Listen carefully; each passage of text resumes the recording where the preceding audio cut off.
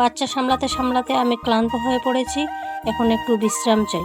আসসালামু আলাইকুম, কেমন আছো তোমরা সবাই? কয়েকদিন থেকেই মনটা ছটফট করছে, কাজ কাম কোনো কিছুই ভাল লাগছে না, তাই আর এই বাড়িতে থাকবো না। সকালে ঘুম থেকে উঠেই জানলাটা খুলে মশারিটা ভালো করে গুছিয়ে রাখলাম, তারপর বিছানা ভালো করে পরিষ্কার করে গুছিয়ে রাখবো। কালকে বুনিয়াদপুর থেকে এসে সব কাপড় এইভাবে চেয়ারের উপর রেখে দিয়েছি। এবার ব্যাগগুলো বের করে নেব, ব্যাগ গুছাতে হবে। তোমরা হয়তো বুঝতে পারছো যে আমি কোথাও যাব, কিন্তু কোথায় যাব? বিয়ের পর মেয়েদের আর যাওয়ার থাকেই বা কোথায়? ঠিকই ধরেছ, আমি যাচ্ছি বাবার বাড়ি। এতদিন যেই বাড়িটাকে আমি নিজের বাড়ি বলে এসেছি, বিয়ের পর সেই বাড়িটাকে বাবার বাড়ি বলতে হচ্ছে। আমাদের দরজার দুটো পর্দা নিয়েছিলাম অনলাইন থেকে, কিন্তু পর্দাগুলো খুব বড়, তাই ভরিয়ে নিলাম। ওখান থেকে কেটে সেলাই করে নিয়ে আসবো।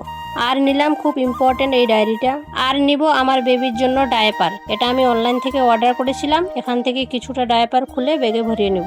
কালকে একটা পোস্ট দেখলাম, কেউ একজন লিখেছে, বাবারা মেয়েদের ভাত কাপড়ের অভাবে বিয়ে দেয় না, বিয়ে দেয় সমাজের নিয়মে, সমাজের চাপে, আর এক অদৃশ্য ভয়কে বুকে নিয়ে। নিজের আদরের মেয়েকে কেউ কি সহজে পরের বাড়িতে পাঠাতে পারে? যে মেয়েটা বাবার আঙ্গুল ধরে হাঁটতে শিখেছে, তাকে একদিন ছেড়ে যেতে হয় অন্য জীবনের হাতে। যদি বিয়ে দেওয়ার নিয়ম না থাকতো, তাহলে কোনো বাবাই হতো তার মেয়েকে পরের বাড়িতে পাঠাতো না, নিজের বুকের ভেতরেই সারা জীবন আগলে রাখতো।